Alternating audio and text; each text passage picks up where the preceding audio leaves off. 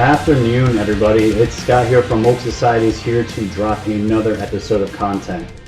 I've missed you guys. We haven't done anything since the live stream.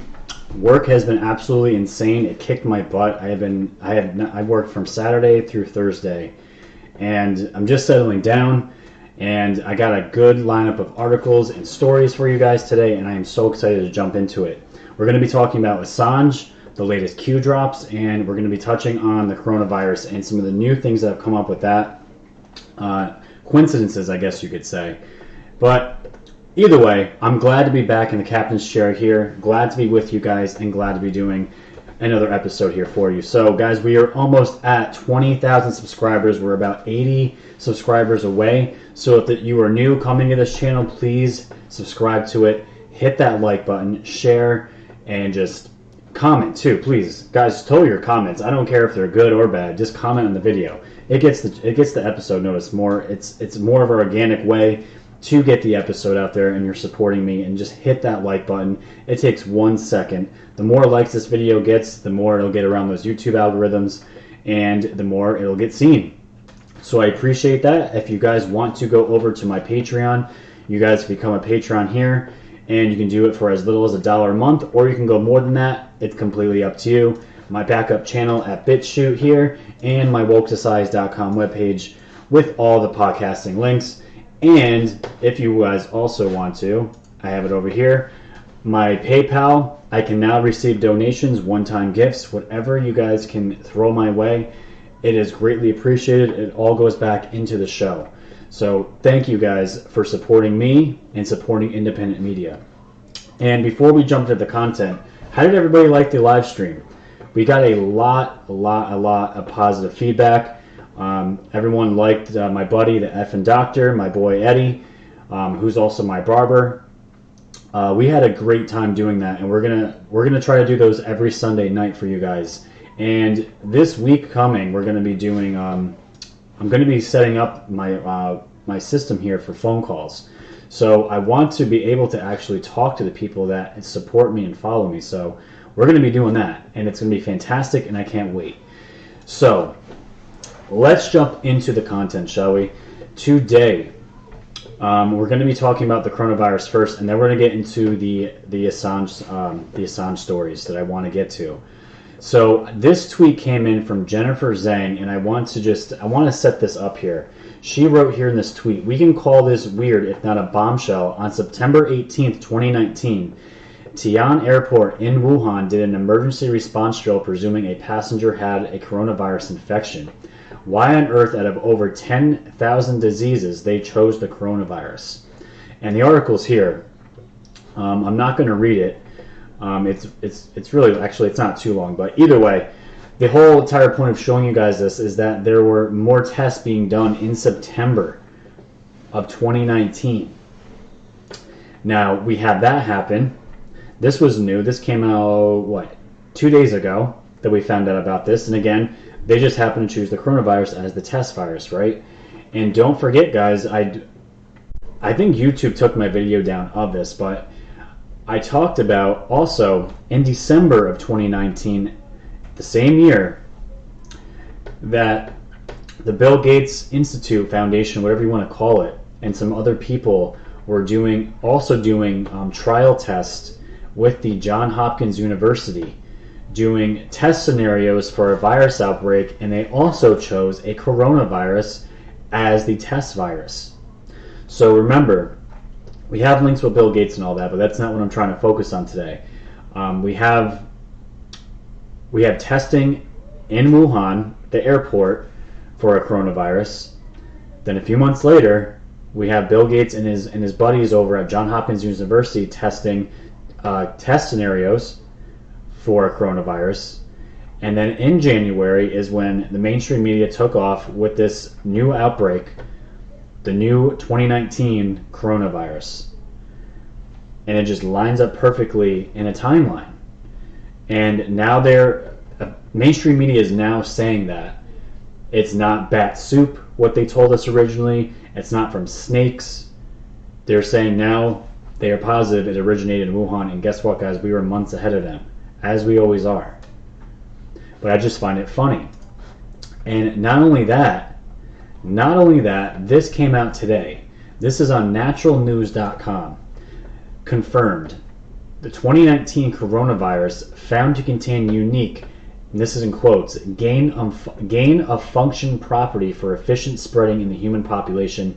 Exact quote from science paper just published in Antiviral Research. This came out in a scientific journal, ladies and gentlemen. So there is an agreement between many scientists on what they think this virus is. And this is a bombshell, and it's without a doubt a smoking gun. And this is what the article reads. We now have bombshell smoking gun evidence that the coronavirus 19 Wuhan was specifically engineered as an offensive biological warfare weapon designed to target to exterminate human beings. That's a pretty bold statement. But let's look further and see what this article reveals.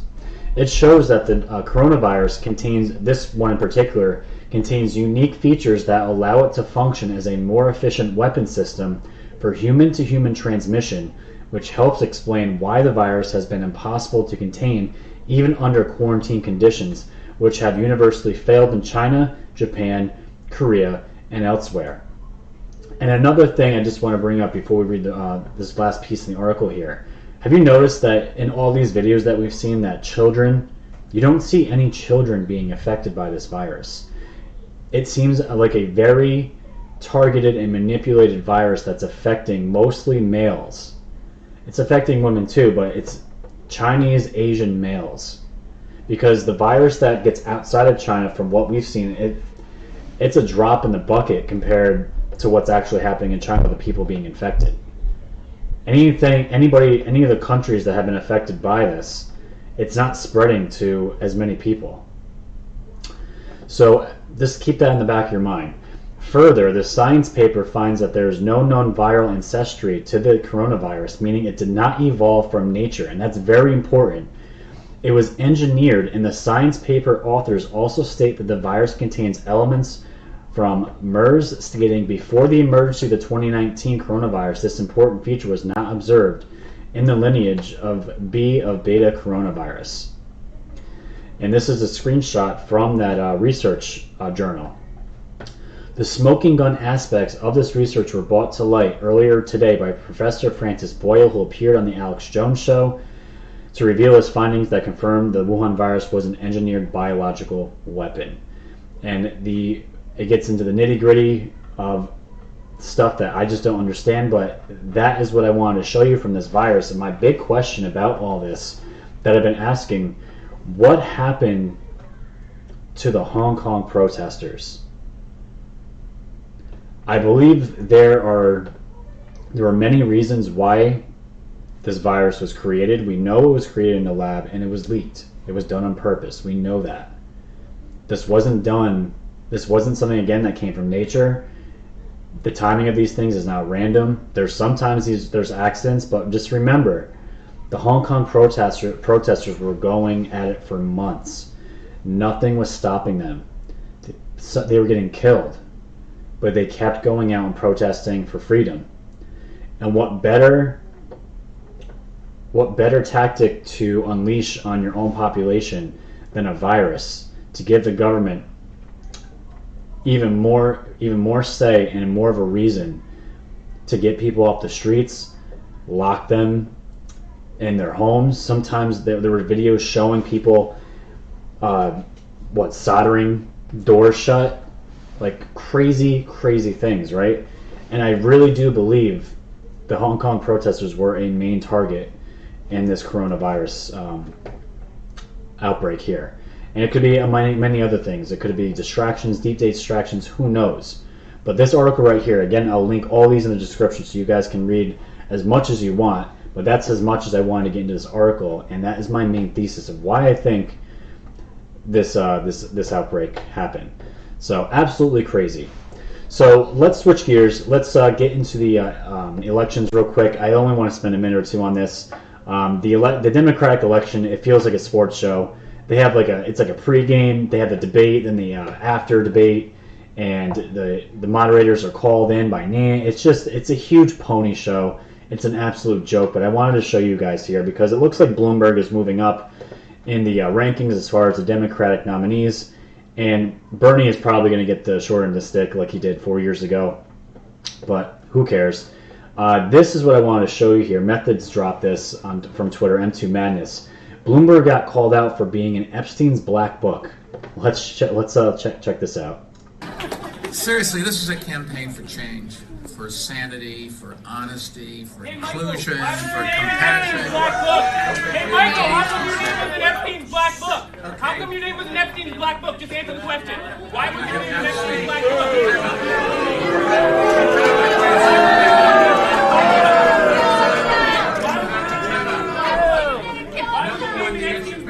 No idea. Why was your name in Epstein's Talk to you outside, okay? Uh-huh. Thank you. Thank you. You are a shame. You're a sellout. You are a sellout. Seriously. Calling him a sellout. You should be ashamed. Asking him straight up. This guy in the back here was asking him straight up, Bloomberg, why were you in Epstein's black book? And it's funny because I totally forgot about the black book because I've seen pages of it, and his name, I do remember seeing his name in there. Now, at this point, anyone even closely related or have any dealings with Epstein is just shoot automatic red flags. But as you can see, as hecklers are taken care of in a lot of these videos with like Joe Biden and now Bloomberg, they dismiss it. They don't answer the question, and police or security remove them, and that's really the end of it. And this was yesterday that this video was taken. We haven't heard anything about this because he's not going to answer it. Why would he do that? He know that would kill. It would kill his campaign.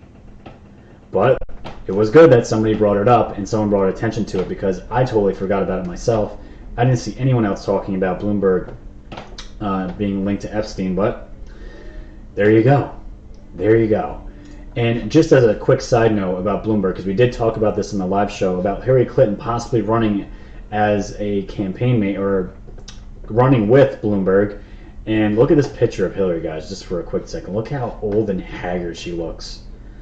That adrenochrome looks like it's wearing off really fast. Look at that wrinkly, nasty shell of a lady. Absolutely disgusting.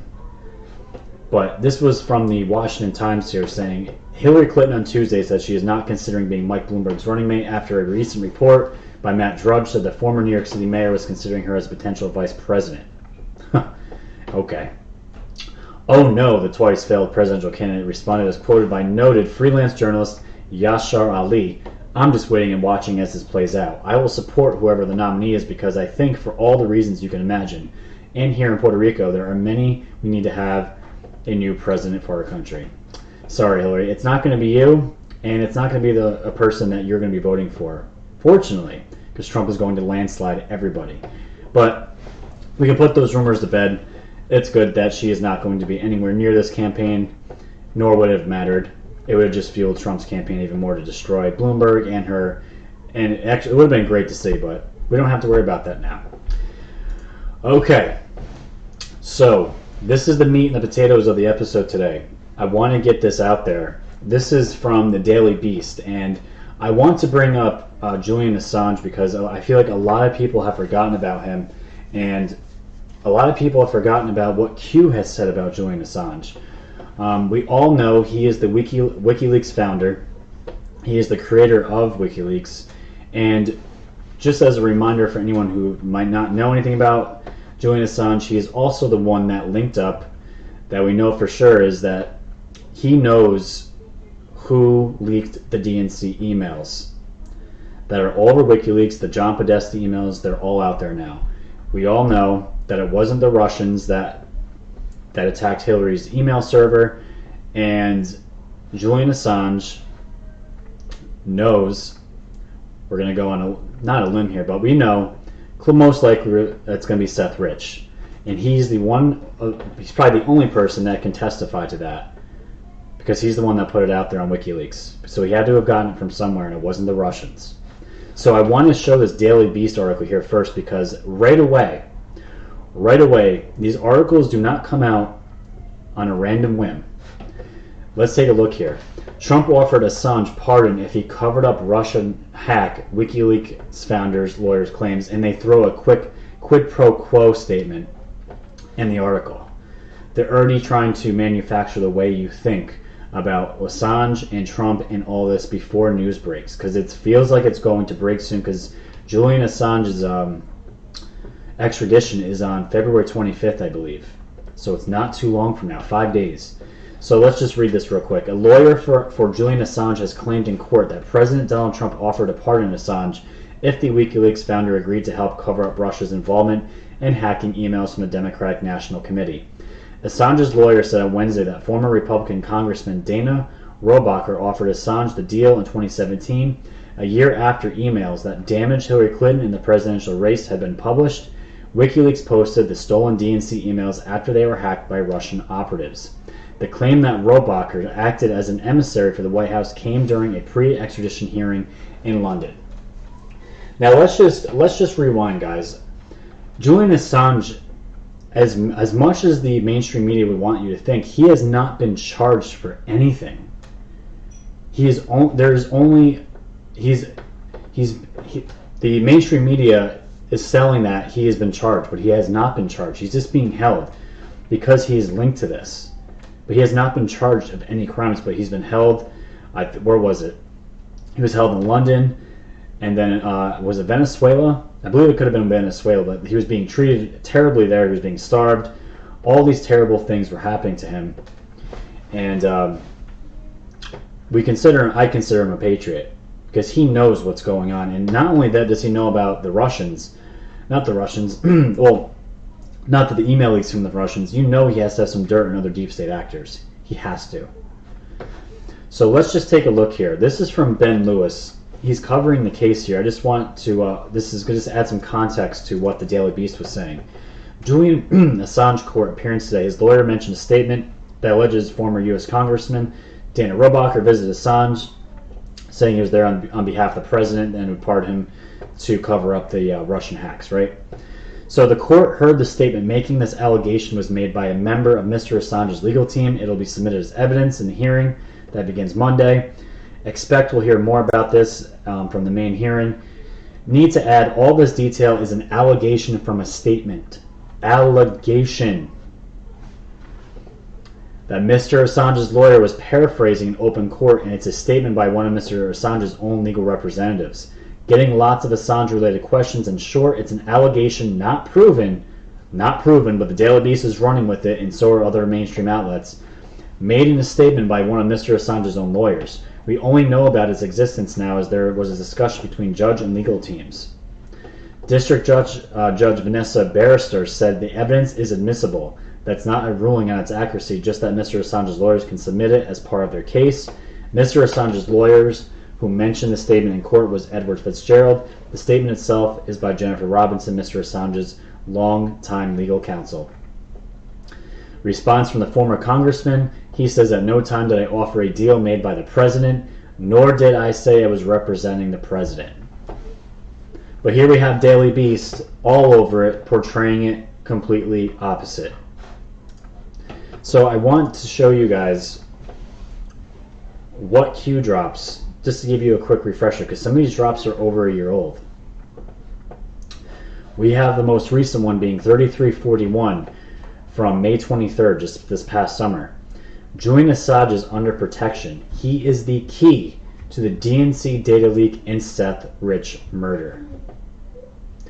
And I talked about, I believe a few weeks ago, that Seth Rich's family was asking that Julian Assange testify and give his side of the story about their son, Seth Rich. And nothing's come about that yet. But remember, Q said Julian Assange is under protection, and he is the key to the DNC data leak. And they said, under protection, the threat is real. Key to DNC source hack 187. And as we go down here, just some other ones real quick. 2322, Hillary gets email from Mad Hatter celebrating Julian Assange arrest. Of course, Hillary was celebrating it. And we go here to a page 20, Assange arrest, Marty Tory, Mad Hatter. Q drop 1968, Julian Assange's fate Julian Assange's fate intentionally uncertain. And an Anon asked, this was back in August 28, 2018, an Anon asked Q, so what's up with Assange? And Q answered, do you remember that our enemies are also monitoring this board? See above, reflect, use logic. So, remember guys, there's a bunch more here on Assange, but Q has talked about him in many drops. But the most recent one here is from May 23rd of this year, saying Julian Assange is under protection. He is the key to the DNC data leak and Seth Rich murder. So we've been waiting, guys. We've been waiting for him to be extradited for a long time now to the United States, so we can get his side of the story of what's actually going on, and that's in 5 days. So just think about the timing. We've had all this time that's gone by. The Mueller report, the IG report. We still have the Durham report to drop, which is going to hopefully it's going to be out before the election. But we have all of this mounting up, and on top of it, I do believe that Julian Assange is going to be the ultimate trump card, and he's going to be the one that brings the House down on Hillary, and it's just going to supplement what Durham has with his report, and criminal charges will be instated, and we're going to go from there and see what happens. Julian Assange has no reason to lie about any of this. He's the one that put it on his WikiLeaks site. So, if I'm Trump, think about it. He's the man that can totally oust Hillary Clinton in one fell swoop in court. So do you think he's going to probably make a deal with Assange to give the truth about the DNC leak? Absolutely. Absolutely. And that's where I feel on that. So we'll see what happens. This year is going to be crazy, guys. It's going to be crazy. And do not lose faith. There's a lot going on. All right. So let's jump into the most recent Q post here. We have Trump knows something is coming. This was today, and it goes to a video. I'm not going to play it. The audio was absolutely terrible. But the guy that got Q'd was Nate Kane. To those who think there will never be justice, think again. Donald Trump seemed pretty confident tonight, and his quote is, "I hope you're going to be happy." That implies that he has knowledge that something is coming, and Q has been talking a while now that something big is coming. The first arrest is going to shock the world. And as we move up the Q board here, 3875, also these are all, the next 3 drops are all from today. This was dropped in the morning, 1:34 this morning. Jeffrey Epstein and Les Wexner back on the Q boards again. Victoria's Secret CEO. And they screenshotted from, looks like July 8th of this past summer. Les Wexner, founder of Victoria's Secret, connect the dots. This is right around when Epstein was arrested, or already in jail. Epstein, Wexner, the story gets much deeper.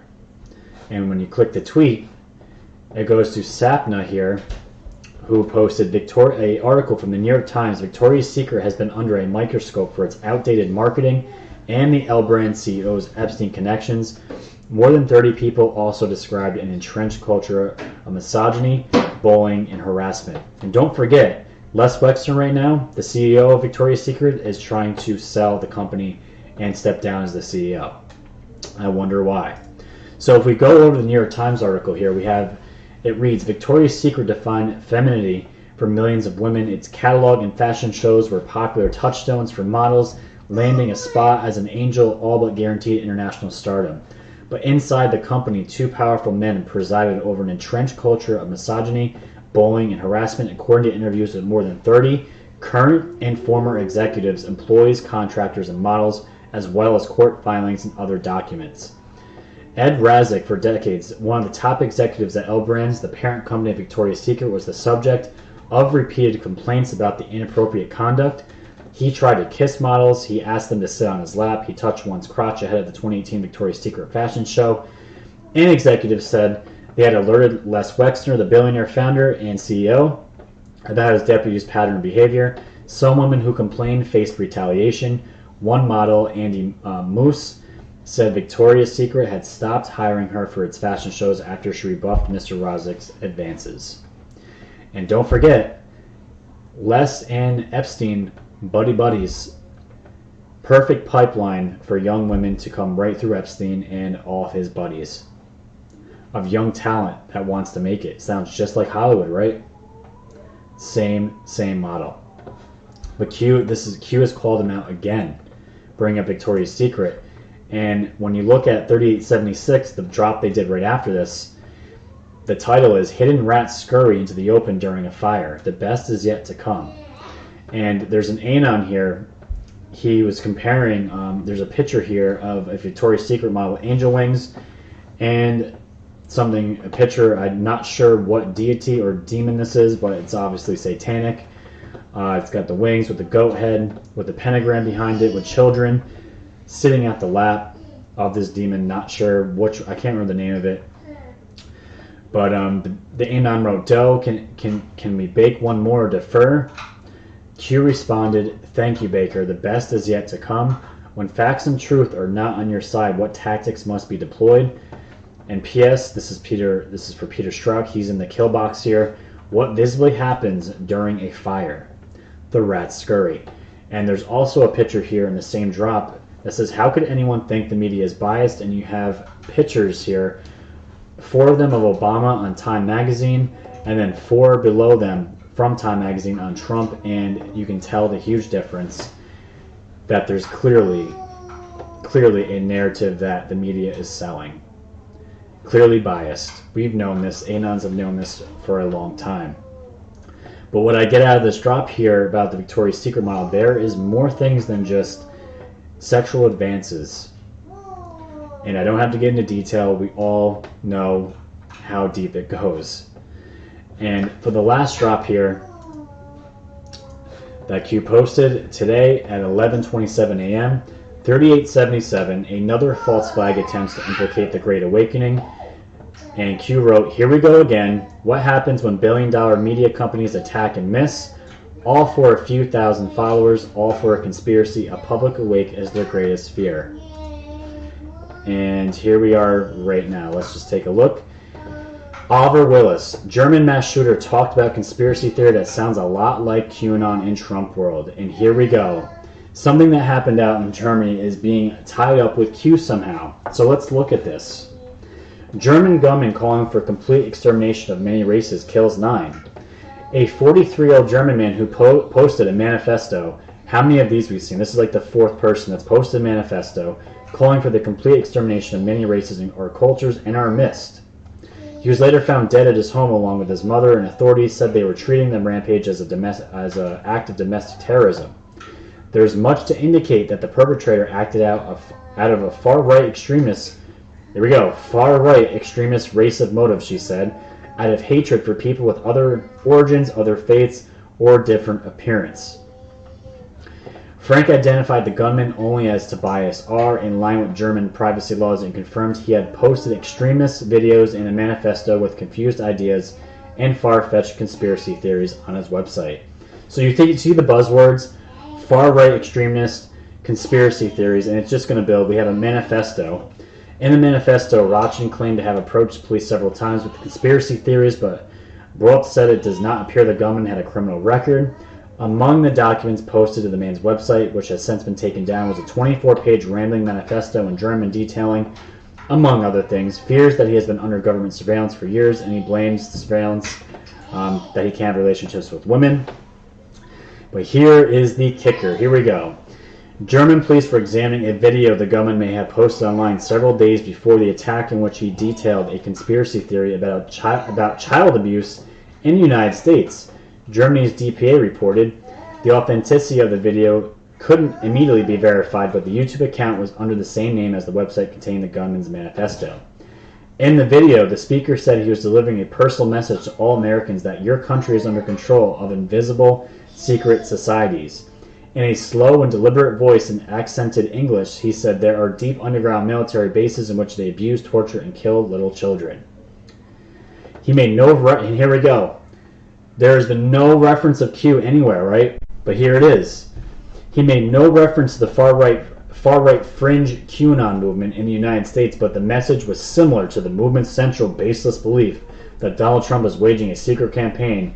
And these are the same, it's like copy and pasted lines in every article from all these outlets, that Donald Trump is waging a secret campaign against enemies in the deep state, quotations, in a child sex trafficking ring run by Satanists and cannibals. You see what they're doing. Something that they're using far-right conspiracy theorists, manifestos, and where's the other one I just said? Right here. Deep underground military bases, torture, kill little children, and the far-right fringe QAnon movement. Isn't that funny how they're tying this to Q somehow? Another false flag event, all for what? The attacks, guys. Have you noticed the attacks on QAnon have insanely increased? It's crazy. Sorry, guys, that is from Facebook there, from my wife. And just another thing I want to throw in at the end here. A far-right... I gotta shut this off. This is driving me crazy. Okay. Alright. This was from the Daily Mail, and this was just their take on it. I just highlighted this here. A far-right terrorist who shot 9 people dead in an attack on 2 shisha bars in Germany before killing his mother and then himself was a far-right conspiracy theorist who is obsessed by aliens, mind control, satanic sacrifice, and government surveillance. So do you see they're tying far-right people in with obsessed by aliens, mind control, satanic sacrifice, and government surveillance? It's unbelievable, the mind control and the programming, the pre-programming of all this. And for the people who have no idea about Q or any of this stuff, it's shooting fish in a barrel. Just absolute mind control. It's unbelievable. So, wanted to show you guys that. And just to end the show, I wanted to show this. This was really cool. This was on Acun. This was somebody that just found Q, and I wanted to read it because I thought it was not funny, but I thought it was just really interesting. The bottom part's cut off, but I'll read it anyways. So they posted this yesterday on Acun. All of this is so simple. Correct me if I'm wrong. I'm new to all this as of today. There is a global operation happening behind the scenes involving alphabet agencies of many foreign countries and our own to bring down Soros and his lackeys. In order for success, they have to win the information war first. People need to understand that Soros has purchased the entire Democrat Party and undermined our entire political system. Without the people on their side, it's useless. The public has the power, which is why the Dems are running such a brutal information warfare campaign to unite people on their side. This must be won by us so the real efforts and future consequences won't be written off as a sham or illegitimate. Those of us impatient are the ones who do not understand this, and that is so true. Q talks in code to avoid online surveillance and to avoid all the AI scrapers that collect, document, and aggregate information on the internet, among various other things. Clever. Breadcrumbs are not leaks, and no violation of disclosing classified information happens this way. The real question is the mention, this is the part you guys can't see here, the real question is the mention of Project Looking Glass. If it worked and who has the tech, that is the real war behind the scenes. There is legitimately some 4D chess happening above any of our heads. Am I correct in saying the question we are waiting to be asked, who is Q? If I can understand this in a few hours of first hearing of Q and reading, anyone can. Hashtag God wins, God bless. And for somebody to be completely new to QAnon, that is an excellent statement there. He's got a good understanding right off the bat, and put this out in a very nice, clear, and concise writing here. But it summarizes exactly what's going on. And you guys know Project Looking Glass has been my favorite topic, my favorite episode I've done. If you guys haven't seen it, go check it out. I did it back in November. To this day, hands down, my favorite video, and probably my second favorite Q drop talking about Project Looking Glass. So that is all I wanted to go over today, ladies and gentlemen. So thank you for joining me. Thank you guys for listening out in the podcast world. You are noticed. You guys are amazing. Hit the like button, share, subscribe, tell your friends and family, wake them up. Use this channel to wake them up, red pill them, and remember, we are the news now. And thank you for supporting independent media. It is noticed, guys, and you are truly, truly appreciated. So I'll see if I'll do another video before Sunday. It depends what breaks, what things can be dug up and whatnot. Shooting for that Sunday Night Live, and we will continue our fight for information on the information warfare playground out here today. So everybody have a good evening. Again, you guys can do one-time donations and gifts. Go to Patreon if you want to become a patron, support the show, all that good stuff. Thank you guys, and remember, stay woke.